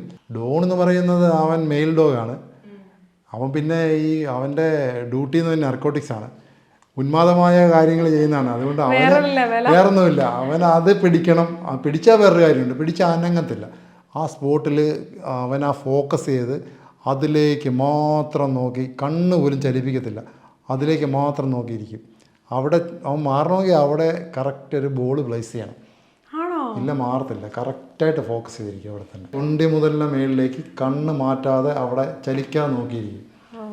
ബോൾ നമ്മൾ ഇട്ട് കൊടുത്ത് ബോളിൻ്റെ പുറകെ പിന്നെ ഓടിക്കോളും. അതാണ് ഡോൺ. രണ്ടും 2 ടൈപ്പാണ്. പക്ഷേ ഡ്യൂട്ടിയുടെ സ്വഭാവം അങ്ങനെ തന്നെയാണ്. സൽമാ മോഷണക്കൊല കേസ് പ്രതിയെ പിടിക്കുമ്പോൾ ഇവൻ നർക്കോട്ടിക്സ് ഐറ്റംസാണ് പിടിക്കുന്നത്. ഇപ്പോൾ ഈ അടുത്ത് ഭയങ്കര ഹിറ്റായിട്ടുള്ളൊരു സിനിമയാണ് നെയ്മർ എന്ന് പറയുന്നത്. നായ്ക്കളുടെ ഒരു മത്സരമായിട്ടൊക്കെ ബന്ധപ്പെട്ടുള്ളൊരു സിനിമയാണ്. അപ്പോൾ സാറ് നേരത്തെ പറഞ്ഞല്ലോ ഇവിടെയുള്ള നായ്ക്കളെ, ശ്വാനസേനയിലെ നായ്ക്കളെ പല മത്സരങ്ങൾക്ക് ഉത്തരേന്ത്യയിലൊക്കെ കൊണ്ടുപോകാറുണ്ടെന്ന്. അവിടുത്തെ ഒരു മത്സര രീതി എങ്ങനെയാണ്? ഡോഗിനെ സംബന്ധിച്ചുള്ളൊരു മത്സരമാണ് മെയിനായിട്ട്. ഡ്യൂട്ടി മീറ്റ് എന്ന് പറയുമ്പം പോലീസ് ഡോഗിൻ്റെ ഡ്യൂട്ടി മീറ്റാണ് നമുക്ക് പങ്കെടുക്കേണ്ട വിഭാഗം. അപ്പോൾ അതിൽ നമ്മൾ കേരളത്തിൽ നിന്ന് കൊണ്ടുപോകുന്ന ഡോഗ്സിനെ നമ്മൾ സെലക്ട് ചെയ്യുന്നു. ഈ ഒന്ന് നാർക്കോട്ടിക്, ഒന്ന് എക്സ്പ്ലോസീവ്, പിന്നെ ട്രാക്കർ. ഈ 3 ഡോഗിനാണ്. മറ്റ് കടാവർ വല്ല സെർച്ച് ആൻഡ് റെസ്ക്യൂ ഒന്നും അങ്ങനെ കൊണ്ടുപോകുന്നില്ല. അതിനകത്ത് 2 ഡോഗിനെ നമുക്കൊരു ട്രേഡിൽ അവിടെ ഇറക്കാം. റിസർവ് ആയിട്ടുള്ള ഒരു ഡോഗിനെ കൊണ്ടുപോകും. അങ്ങനെ 3 ഡോഗിനെ ഒരു ട്രേഡിൽ നിന്ന് എടുത്ത് അങ്ങനെ 9 ഡോഗിനെ നമുക്ക് കൊണ്ടുപോകാം. സർക്കാരുമായി ബന്ധപ്പെട്ട സംവിധാനം നടത്തുന്ന മത്സരം. അതെ അതെ അതെ, അവരാണ് നടത്തുന്നത്. മത്സര രീതികൾ എന്ന് പറയുമ്പം ആദ്യം ബേസിക് ഒബീഡിയൻസ് ഉണ്ടാവും. ഓരോ ട്രേഡിനനുസരിച്ചുള്ള മത്സരം വരുന്നത്. ഇപ്പം എക്സ്പ്ലോസീവ് ആണെങ്കിൽ ഞാൻ പറഞ്ഞല്ലോ നേരത്തെ, ബിൽഡിംഗ് സെർച്ചുകൾ, human body search, luggage search, പിന്നെ ഗ്രൗണ്ടിൽ കുഴി കുത്തിയിട്ട് കുറേ കുഴികൾ കാണും. ചിലപ്പം എക്സ്പ്ലോസീവ് ആർട്ടിക്കിൾ ഏതെങ്കിലും 1-2 കുഴികളിനകത്തോ അല്ല ചിലപ്പോൾ ഒരു കുഴിക്കകത്ത് 2 ഒക്കെ വെച്ചിട്ടുണ്ടാവും. അപ്പോൾ അത് ഇൻഡിക്കേറ്റ് ചെയ്തിട്ട് നമ്മൾ മാർക്ക് ചെയ്തിട്ട് കൊടുത്തിട്ട് പോവുക. ഗ്രൗണ്ട് സെർച്ച്, പിന്നെ ലഗേജിൽ ഇത്തവണ ലക്നൗവിൽ പോയി ചെയ്തതിൽ ലഗേജ് വെച്ചതിൽ 5 ആർട്ടിക്കിൾ ലഗേജിനകത്ത് ഉണ്ടായിരുന്നതിൽ 5 കണ്ടുപിടിച്ച കേരളത്തിൻ്റെ ഡോഗ് മാത്രമേ ഉള്ളൂ, നമ്മുടെ ഡോഗ് മാത്രമേ ഉള്ളൂ. ഇത് എറണാകുളം ജില്ലയുടെ അർജുൻ എന്ന് പറഞ്ഞ ഡോഗാണ്. നാർക്കോട്ടിക് ഡോഗിൻ്റെ ഒരു ട്രെയിനിങ് ലാസ്റ്റ് ചെയ്തൊരു വർക്ക് പറയാം. അന്യസംസ്ഥാന തൊഴിലാളികൾ വന്ന് ഒരു ട്രെയിന്, അപ്പോൾ അതിൽ ഒന്ന് സെർച്ച് ചെയ്യണമെന്നുള്ള ഇതിൽ എല്ലാവരും ബാഗ് വെപ്പിച്ചു. അതിൽ നിന്ന് ഒരു ബാഗ് ഡോഗ് ഇൻഡിക്കേറ്റ് ചെയ്തു. പെട്ടെന്ന് അത് തുറന്നു നോക്കിയപ്പോൾ അതിനകത്ത് കഞ്ചാവ്. അതായത് അത് തുറച്ചു നോക്കി ചെന്ന് തുറന്നു നോക്കിയപ്പോഴത്തേക്ക് അതിനകത്ത് കഞ്ചാവാണ്. 4 കിലോ കഞ്ചാവാണ്. പക്ഷേ നമുക്ക് 8 പേര്, ഈ 8 പേര് സമ്മതിക്കുന്നില്ല, അത് എൻ്റെതാണെന്ന് സമ്മതിക്കുന്നില്ല.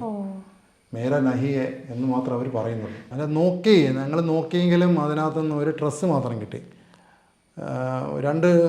ഒരു ഡ്രസ്സ് മാത്രം, ഒരു ജോഡി ഡ്രസ്സ് കിട്ടി. ഇവരുടെ 8 പേരുടെയും ഫോൺ പരിശോധിച്ചു. ഇതിനകത്തൊന്നും ഈ ഡ്രസ്സ് ഇട്ട 6 ചിത്രങ്ങളില്ല. അപ്പം മറ്റേ നമ്മുടെ ട്രാക്കർ ഡോഗിനെ കൊണ്ടുപോയിട്ട് ഞാൻ അവസാനം സജസ്റ്റ് ചെയ്ത കാര്യം അതാണ്. ഡ്രസ്സ് മണപ്പിച്ചിട്ട്, അതെ, ഞാൻ പറഞ്ഞു ഇത് നമുക്ക് ചെക്ക് ചെയ്യാനായിട്ട് ഇത് ഡോഗിനെ ഉപയോഗിച്ച് തന്നെ ചെക്ക് ചെയ്യാം, അതിനുള്ള അവസരം തരുവാണ്, ചെക്ക് ചെയ്ത് തരാം, ചെയ്തോളാൻ പറഞ്ഞു. അങ്ങനെ പോയിട്ട് ഒരു ഡോഗിന്, അടുത്ത ഒരു ചേതക്കെന്ന് പറഞ്ഞ ഡോഗിനെ നമ്മൾ കൊണ്ടുവന്നു. ചെക്ക് ചെയ്ത് കഴിഞ്ഞപ്പോഴത്തേക്ക് ഇതിൽ നിന്ന് ഒരാൾ ഇൻഡിക്കേറ്റ് ചെയ്തു. ഇവരെ ആ പൊസിഷൻ മാറ്റി, ഇവരെ 1, 2, 3 എന്നുള്ള നിർത്തി, ആ പൊസിഷൻ മാറ്റിയിട്ട് ഇവരെ വീണ്ടും നിർത്തി. കറക്റ്റ് മറ്റേ ആളെ തന്നെ, ആദ്യം ഇൻഡിക്കേറ്റ് ചെയ്ത ആളെ തന്നെ തോളത്ത് പോയി കൈയെടുത്ത് ഡോഗ് വെച്ചിട്ട് ഇൻഡിക്കേറ്റ് ചെയ്ത് പിടിച്ചു. നമ്മൾ ഈ നായ്ക്കളുടെ പല നായ്കളുണ്ടല്ലോ, ഇപ്പോൾ ലാബ്രഡോർ, പൊമറേനിയൻ പട്ടികളാണ്, പല വിഭാഗങ്ങളുണ്ടല്ലോ. അതിൽ ഇത്തരത്തിൽ പോലീസ് ശ്വാനസേനയിലേക്ക് എടുക്കുന്നത് ഏതൊക്കെ വിഭാഗങ്ങളെയാണ്? ഒരിക്കലും പൊമറേനിയൻ പട്ടീനെ നമ്മളെടുത്ത് കണ്ടിട്ടില്ല. പണ്ടൊക്കെ നമ്മൾ ലാബ്, ജർമ്മൻ ഷെപ്പേർഡ് അങ്ങനെയുള്ള ഡോഗ്സാണ്. റോഡ് വീലർ അങ്ങനെയൊന്നും എടുക്കത്തില്ലായിരുന്നു. പിന്നെ ഡോർമാൻ എടുക്കുമായിരുന്നു. ഇപ്പോൾ അതൊക്കെ ചേഞ്ച് ആയിക്കൊണ്ടിരിക്കുകയാണ്. ബെൽജിയം മെൽനോയ്സ് എന്ന് പറഞ്ഞ ഡോഗിനാണ് ഇപ്പം കൂടുതലായിട്ട് എടുക്കുന്നത്. പിന്നെ ഇപ്പം ഈ ഫ്ലൈറ്റിലൊക്കെ ചെക്ക് ചെയ്യാനൊക്കെ ആയിട്ട് നമുക്ക് ഈ വലിയ ഡോഗ്സിനെ ബുദ്ധിമുട്ടായതുകൊണ്ട് അതിൻ്റെ ഏറ്റവും ചെറിയ ബ്രീഡായിട്ടുള്ള ബീഗിള്, ജാക്ക് റസൽ ടെറിയർ, ഇങ്ങനെയുള്ള കുറേ ഡോഗ്സിനെ നമ്മൾ ട്രെയിൻ ചെയ്തിട്ട് അത് ഫ്ലൈറ്റ് ചെക്ക് ചെയ്യാനോ അങ്ങനെയുള്ള കാര്യങ്ങൾക്കൊക്കെ ആയിട്ട് നമ്മൾ കൊടുക്കുന്നുണ്ട്. അല്ല, ഈ നായ്ക്കളുടെ ഓരോ വിഭാഗത്തിൽ തന്നെ പെർഫോമൻസ് വൈസ് നോക്കുമ്പോൾ ഏറ്റവും നല്ല ബ്രീഡ് എന്ന് അങ്ങനെ സാറിന് ഏതെങ്കിലും ഒരു ബ്രീഡ് തോന്നിയിട്ടുണ്ടോ? ശരിക്കും എൻ്റെ അഭിപ്രായത്തിൽ ഏറ്റവും ട്രെയിൻ ചെയ്യാൻ സൗകര്യവും എല്ലാമായിട്ട് ലാബാണ് ഏറ്റവും സുഖമായിട്ട് തോന്നുന്നത്. പിന്നെ ജർമ്മൻ ഷെപ്പേർഡ് നമുക്ക് മെയിൻ്റനൻസ് ബുദ്ധിമുട്ടാണ്. അതുകാരണം അതിൻ്റെ രോമം കൂടുതലൊക്കെ ഉള്ളതുകൊണ്ട് ബ്രഷ് ചെയ്യാനുമൊക്കെ ബുദ്ധിമുട്ടുണ്ട്. പിന്നെ ഇത് കുഴപ്പമില്ല. ബെൽജിയം മെൽനോയ്സ് ഇപ്പം വലിയ ബുദ്ധിമുട്ട് തോന്നുന്നില്ല. അത് അത്യാവശ്യം നല്ല രീതിയിൽ ട്രെയിൻ ചെയ്തെടുത്താൽ നല്ലതായിട്ട് കൊണ്ടുപോകാൻ പറ്റുന്നൊരു ബ്രീഡാണ്. ഈ 6 മാസം ആകുമ്പോഴല്ലോ ട്രെയിനിങ്ങിന് കിട്ടുന്നത്. അപ്പം അത് എവിടെ നിന്നാണ് കൊണ്ടുവരേണ്ടത്? അതിനെന്തെല്ലാം വാക്സിനുകൾ കൊടുക്കാം? അങ്ങനെ എന്തെങ്കിലുമൊക്കെ പ്രോട്ടോകോൾസ് ഉണ്ടോ? ഇപ്പോൾ 6 മാസമൊന്നും ഒരു പ്രോട്ടോകോൾ ഇല്ല. ഇത് ഒരു 4 മാസം മുതൽ നമുക്ക് ട്രെയിൻ ചെയ്ത് എടുക്കാം. പിന്നെ പണ്ടൊക്കെ നമ്മൾ ഏതെങ്കിലും ക്ലബ്ബുകൾ, കിണർ ക്ലബ്ബോ അങ്ങനെയുള്ള സംഭവങ്ങളൊക്കെ നമുക്ക് ഡൊണേറ്റ് ചെയ്യുമായിരുന്നു. ഇപ്പം വന്നിട്ട് നമ്മൾ വെളിയിൽ പോയി പർച്ചേസ് ചെയ്യുകയാണ്. അതായത് മറ്റ് സ്റ്റേറ്റിൽ, പഞ്ചാബിലോ രാജസ്ഥാനിലേക്ക് പോയി പർച്ചേസ് ചെയ്യുന്ന ഒരു രീതികളായിരുന്നു. അപ്പോൾ വാക്സിനേഷൻ എല്ലാം കഴിഞ്ഞിട്ട് ആണ് നമുക്ക് കിട്ടുന്നത്. അല്ല, ഈ 8 വർഷം കഴിഞ്ഞാൽ ഏതായാലും റിട്ടയർമെൻ്റ് ആവുമല്ലോ. അപ്പം അവയെ ഈ തരത്തിൽ ബ്രീഡ് ചെയ്യാനായിട്ടൊക്കെ ഉപയോഗിച്ചുകൂടെ നമുക്ക്? ഇപ്പം ബ്രീഡിങ്ങിനായിട്ട് നമുക്ക് ചില നല്ല ഡോഗ്സിന് വേണമെങ്കിൽ നമുക്ക് ശുപാർശ ചെയ്യാം. അതിനെ ആ രീതിയിൽ പരിപാലിച്ച് കഴിഞ്ഞാൽ നമുക്ക് ചെയ്യാം. അത് പോലീസ് അക്കാഡമിയിൽ അതിനുള്ള സംവിധാനങ്ങൾ ആദ്യമേ തുടങ്ങിയിരുന്നു. അത് പിന്നീടുള്ള പല പ്രശ്നങ്ങൾ കാരണം അത് മാറിപ്പോയി. അങ്ങനെ ചെയ്യുവാണെങ്കിൽ ഏറ്റവും നല്ലതാണ്. നമുക്ക് നല്ല ഡോഗ്സിനെ നമുക്ക് കിട്ടും.